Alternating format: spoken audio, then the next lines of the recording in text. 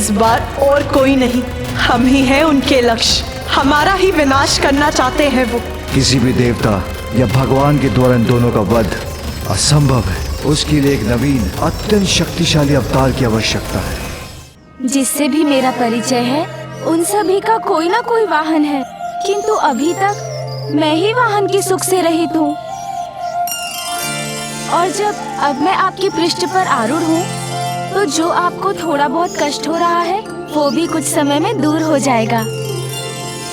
हम मिलकर थोड़ा प्रयास करेंगे तो आप ये कार्य भली भांति सीख जाएंगे। नहीं नहीं बालक गजानन, मैं आपका भार नहीं संभाल सकूंगा।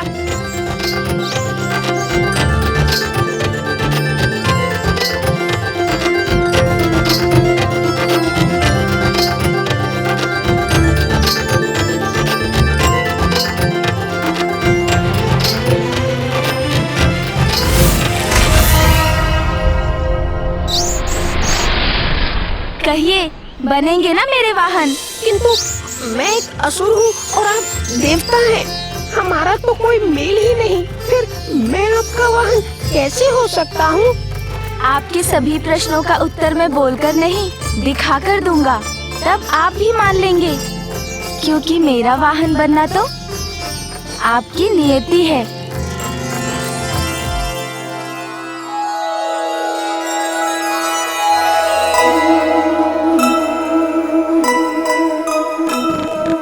स्मृत मुशिकासुर को सुमुख दिखाए,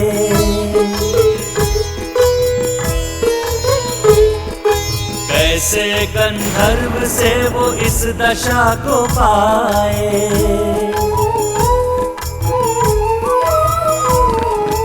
उमा आशीष दिया विनायक के द्वारा, होगा उद्धार उचित समय पे तुम्हारा। कामना प्रतीक मूस को वश में लाए, गजानन वाहन। मुझे स्वयं में ये कैसा सुखद एवं आत्मिक संतोष होने का आभास हो रहा है। प्रतीत हो रहा है मैं अब पहले की भांति वो दुष्ट मूषिकासुर नहीं रहा।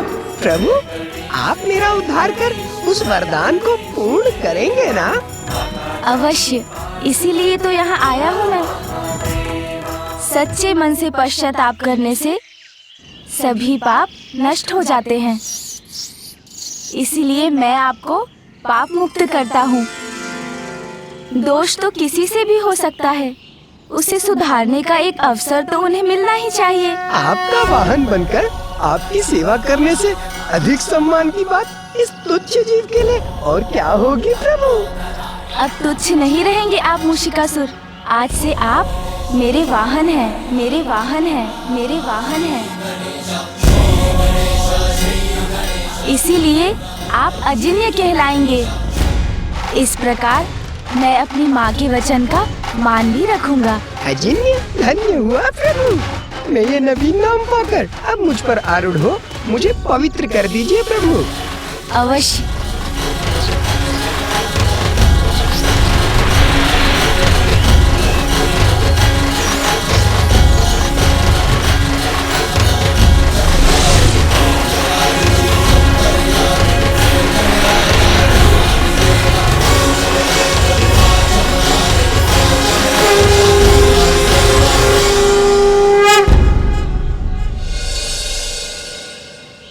देखिए, मुझे मेरा वाहन मिल गया।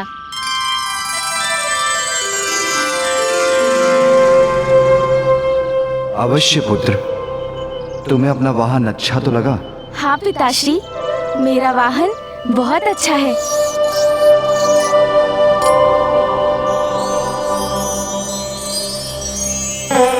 माँ, नंदी जी और सोमनंदी जी के समान विशाल तो नहीं है ये, और फूफा जी और मामा जी के वाहन के समान उड़ सकेगा या नहीं ये भी मुझे ज्ञात नहीं। किंतु जैसा भी है, मुझे तो अपना वाहन बहुत प्रिय है। माता, पूर्व में एक बार आपने मेरी रक्षा की थी और आज आपके पुत्र गजानन मेरे रक्षक बने। इसीलिए मैं तो सदा आपका ऋणी रहूंगा।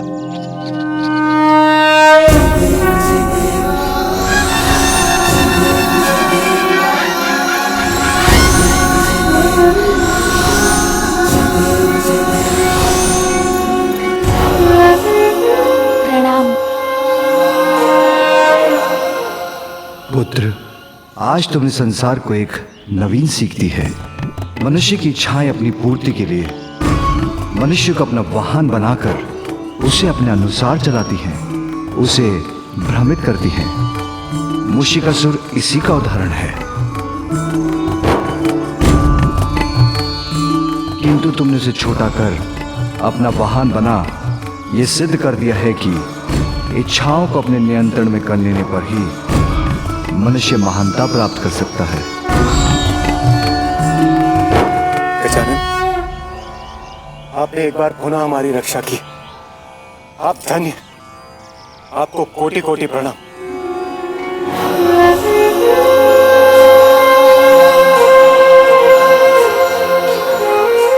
प्रणाम प्रभु, प्रणाम माता।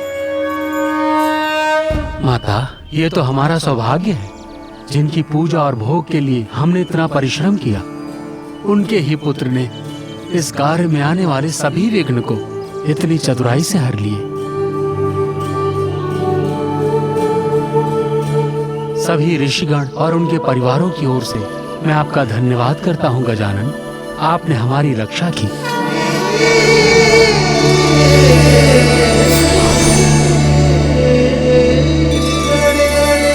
मैंने इन लड्डुओं के लिए आपको इतना दौड़ाया, तो अब मैं आपको लड्डू खिलाऊंगा मूषिकासुर जी।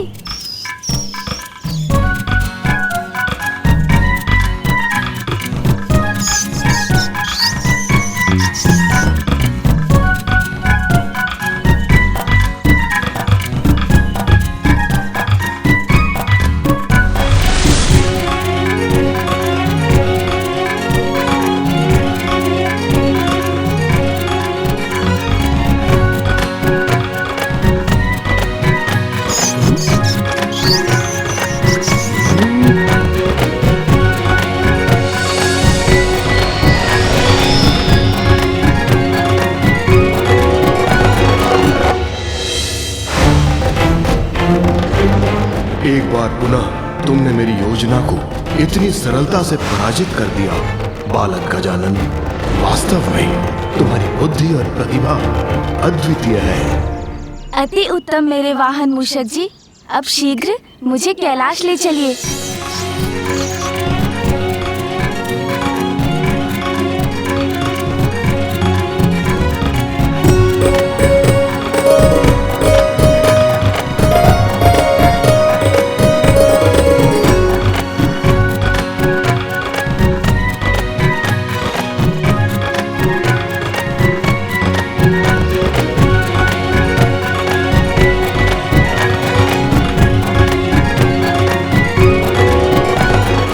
चिंता मत कीजिए पिताश्री और माँ, मैं अपने वाहन पर आपसे थोड़ा पीछे ही तो हूँ। स्वामी, अंततः हमारे पुत्र गजानन को उसका वाहन मिल ही गया। उसकी गति थोड़ी कम अवश्य है, किंतु उसे पाकर हमारा पुत्र अत्यंत प्रसन्न है।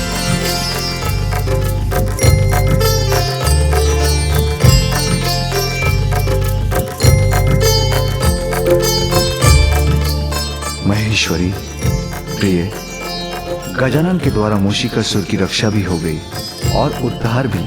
वाहन बन गया वो हमारे पुत्र का। किंतु तुम्हारी भक्त सोयनी का क्या होगा? उसका पति उसे कैसे प्राप्त होगा?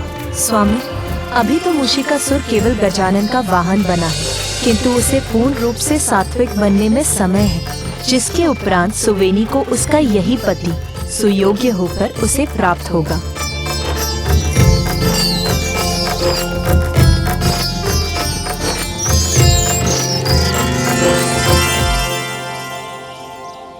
देखा मूषक जी, नंदी जी और सोम नंदी जी को। मुझे विश्वास है उनके समान आप भी इस पर्वत को लांघ जाएंगे।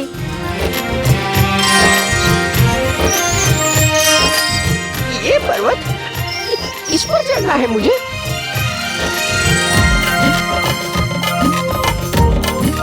चलिए ना मूषक जी, आगे बढ़िए।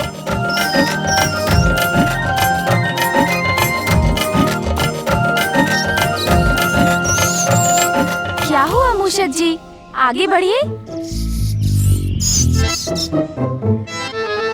अरे देखने में ही कठिन है ये चढ़ाई। आपने देखा ना नंदी जी और सोम नंदी जी को,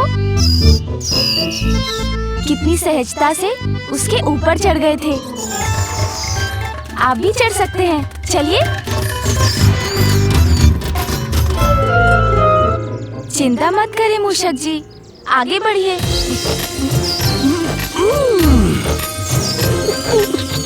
हम तो यहीं अटक गए, अब क्या करें?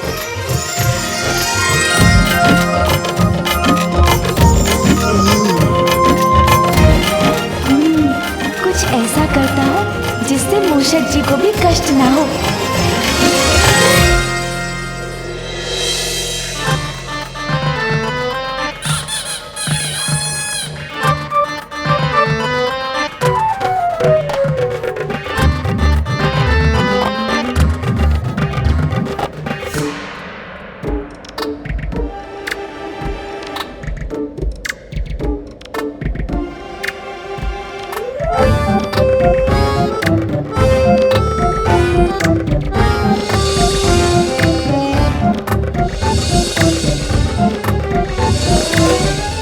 बात नहीं मूषक जी, ये चढ़ाई तो वास्तव में कठिन थी। मैं भी थक गया, किंतु अब नीचे जाना अवश्य सरल होगा।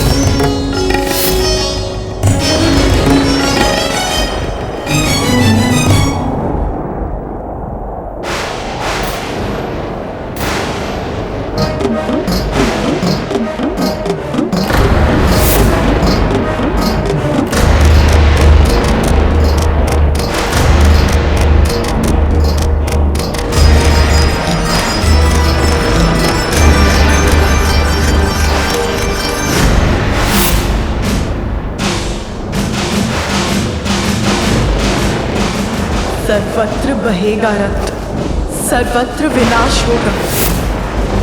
भयावह लाल रंग धारण कर ऐसा अनिष्टकारी संकेत क्यों दे रहा है आकाश?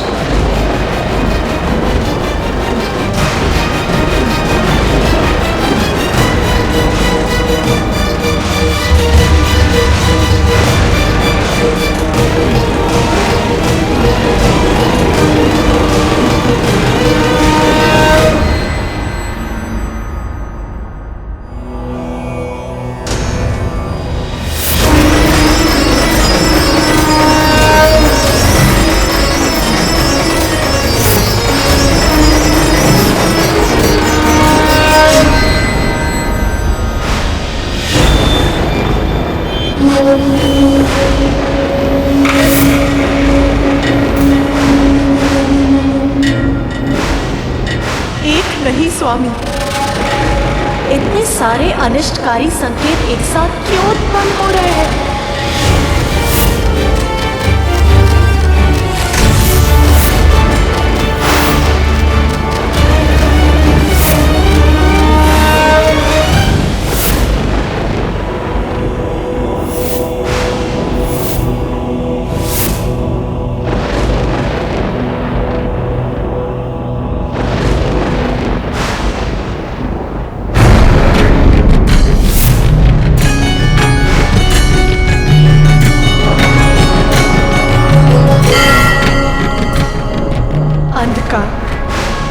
सर्वत्र अंधकार ही अंधकार छा जाएगा, ऐसा आभास हो रहा है मुझे, विचलित कर रहा है मुझे।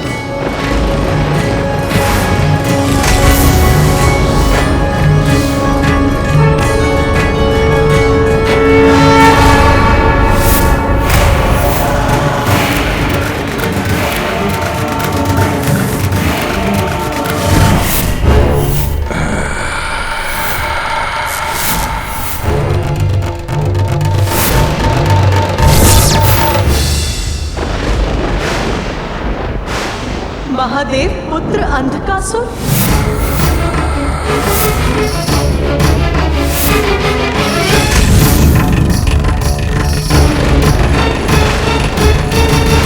मेरे नेत्र बंद हुए तो उससे उत्पन्न अंधकार से जन्म हुआ अंधकासुर का, जिसका अंत देवता, गंधर्व, यक्ष, नाग, नारायण और स्वयं आप भी नहीं कर सकते स्वामी। वो अंधकासुर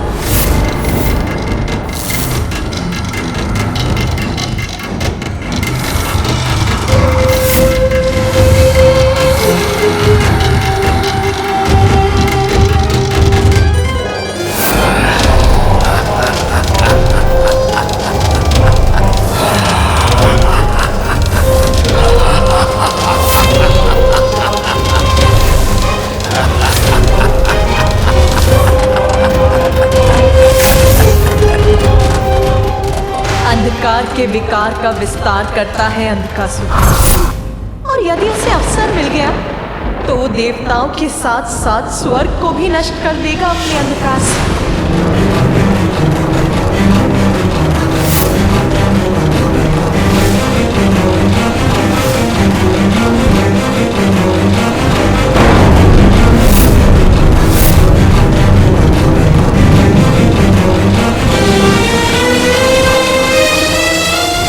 संकट की मेघ घुमर रहे हैं। दुष्ट असुर पुनः अपना वर्चस्व स्थापित करने का प्रयास कर रहे हैं। हमें शीघ्र कुछ करना होगा। विलंब उचित नहीं। शीघ्र महादेव के पास पहुंचकर इस समस्या का समाधान ढूंढना चाहिए हमें।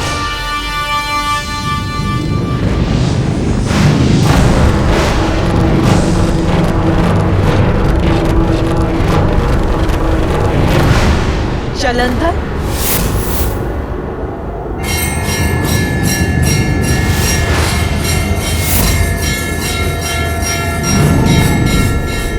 महादेव का तीसरा नेत्र खुला और उससे क्रोधाग्नि निकलकर सागर में गिरी।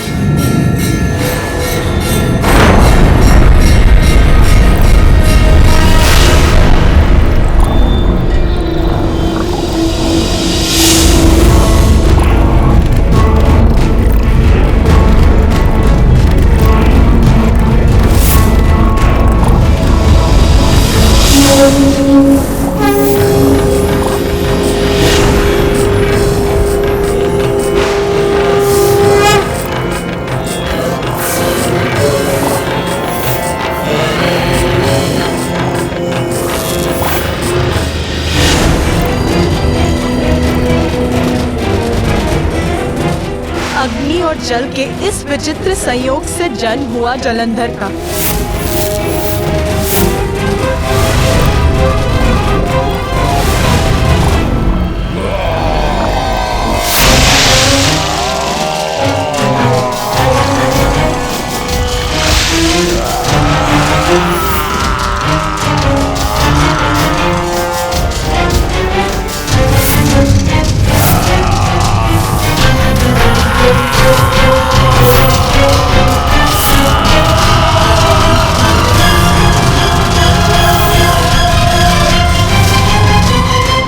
सत्य है, मेरी क्रोधाग्नि से उत्पन्न हुआ था जलंधर।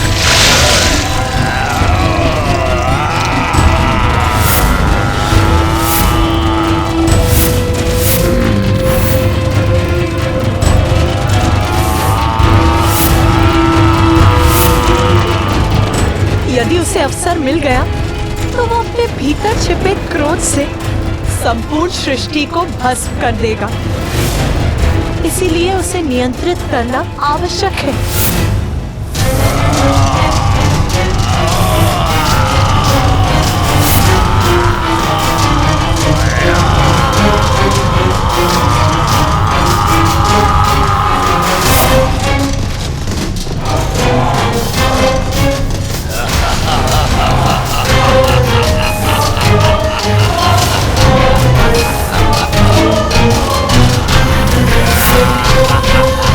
क्योंकि जलंधर वो अंधकारी शक्ति है जो आप ही के समान शक्तिशाली है महादेव।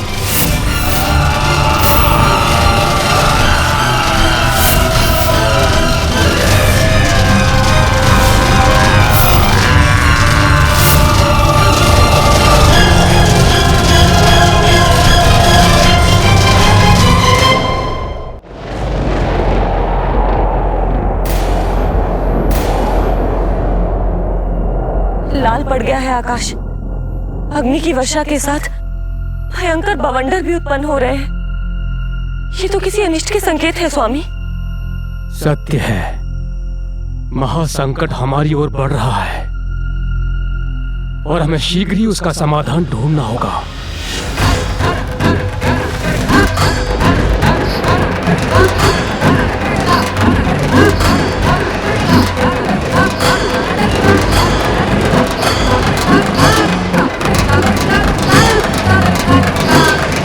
स्वामी, वायु इतनी भयंकर ध्वनि क्यों उत्पन्न कर रही है? शंखचूड़।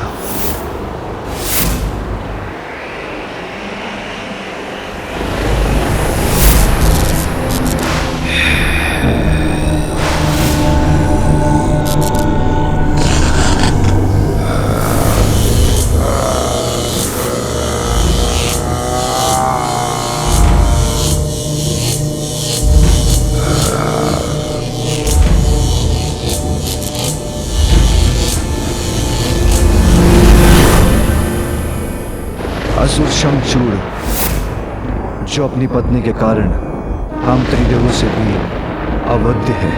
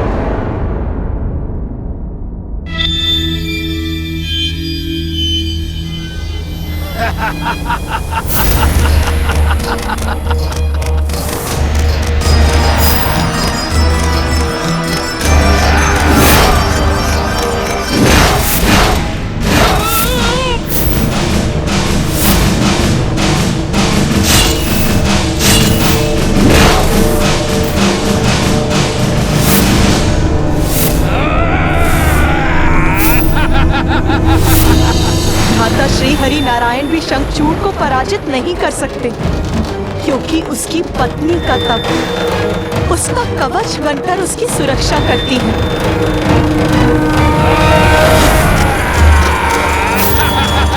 इसीलिए वो देवताओं, यक्षों, गंधर्वों को पराजित करने में सक्षम है।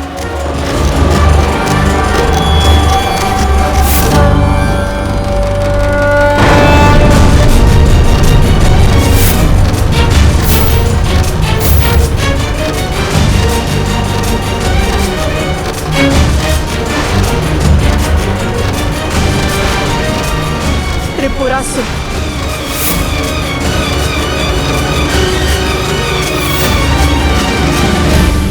अर्थात तारकाक्ष, कमलाक्ष,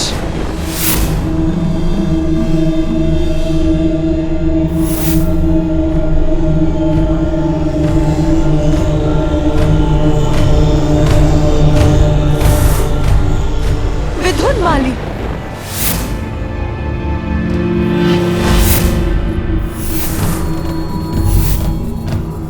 तारकासुर के पुत्र है त्रिपुरासुर। ब्रह्मदेव की तपस्या कर उनसे वरदान प्राप्त किया और उस वरदान के प्रभाव से अजय हो गए हैं ये तीनों।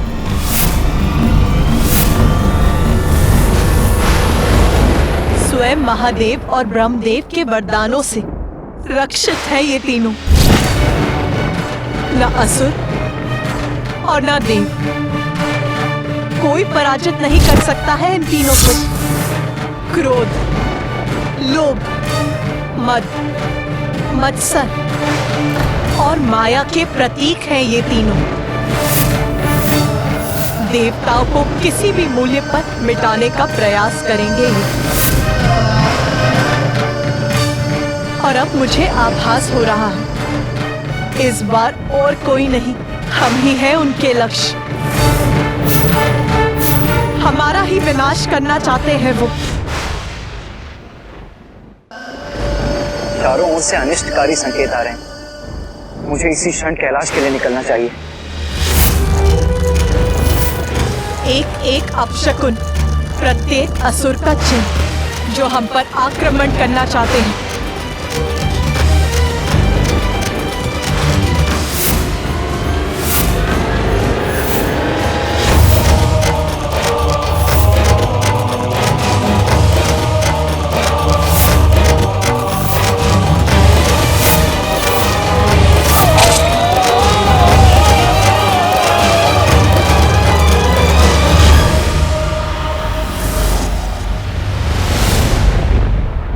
शुंभ, निशुंभ,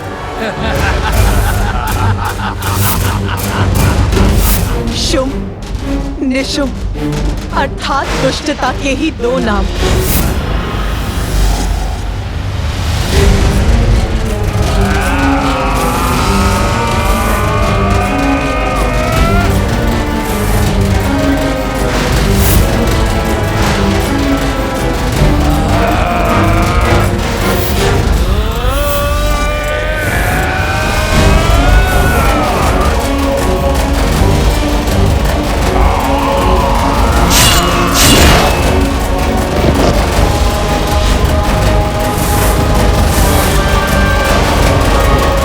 किसी भी देवता या भगवान के द्वारा इन दोनों का वध असंभव है।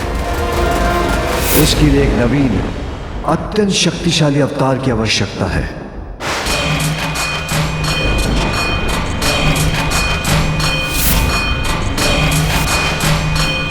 प्रभु, वहां उस असुर को देखिए।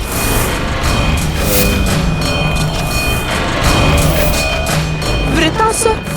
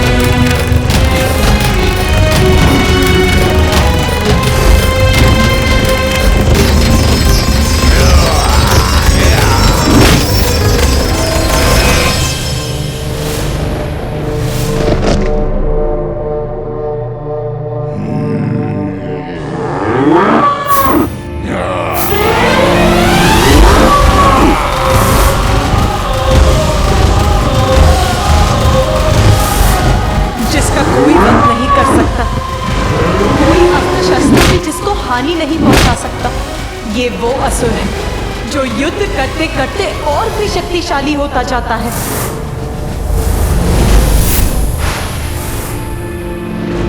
और इन सभी से भयंकर राक्षस है दुर्गम।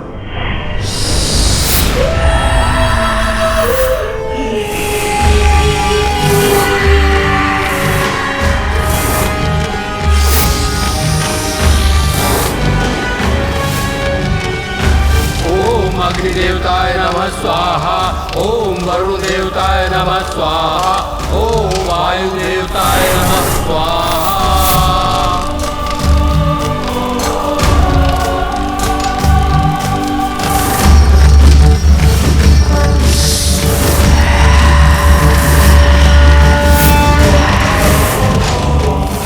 दुष्टि नहीं, चतुर भी है दुर्गम।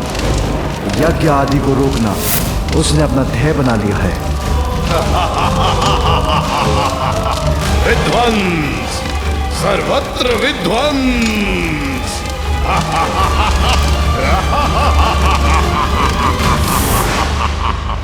वेद और उन पर आधारित धर्म को नष्ट करने के लिए वो किसी भी सीमा तक जा सकता है।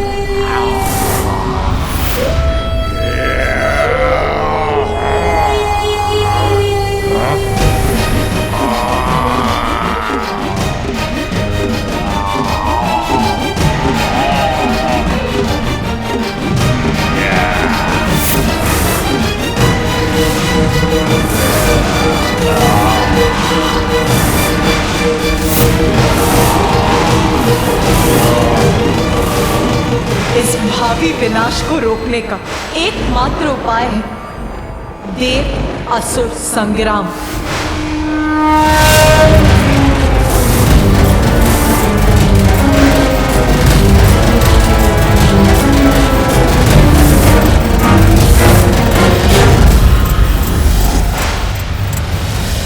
कौन करेगा इस संकट से हमारी रक्षा? कौन बनेगा असुरों के विरुद्ध हमारी शक्ति? कौन हमारे विघ्न हरेगा? कौन बनेगा हमारा प्रथम देवता?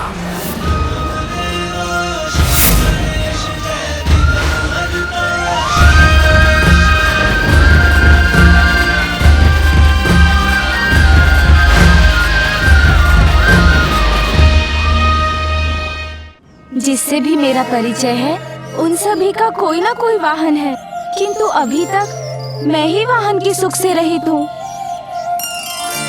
और जब अब मैं आपके पृष्ठ पर आरूढ़ हूँ तो जो आपको थोड़ा बहुत कष्ट हो रहा है वो भी कुछ समय में दूर हो जाएगा। हम मिलकर थोड़ा प्रयास करेंगे तो आप ये कार्य भली भांति सीख जाएंगे। नहीं नहीं बालक गजानन, मैं आपका भार नहीं संभाल सकूंगा।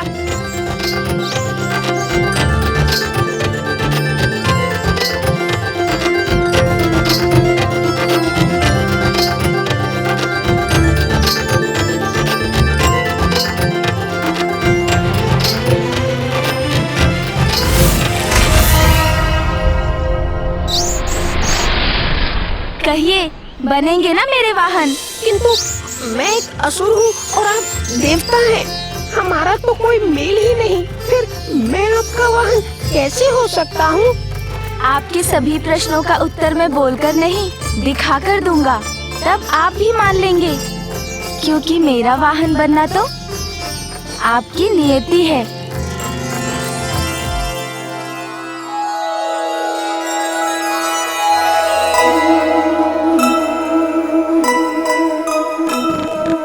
स्मृत मुशिकासुर को सुमुख दिखाए,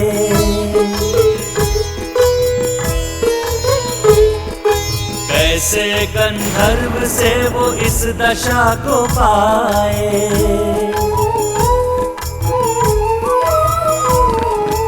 उमा आशीष दिया विनायक के द्वारा, होगा उद्धार उचित समय पे तुम्हारा। कामना प्रतीक मूस को वश में लाए, गजानन वाहन। मुझे स्वयं में ये कैसा सुखद एवं आत्मिक संतोष होने का आभास हो रहा है। प्रतीत हो रहा है मैं अब पहले की भांति वो दुष्ट मूषिकासुर नहीं रहा।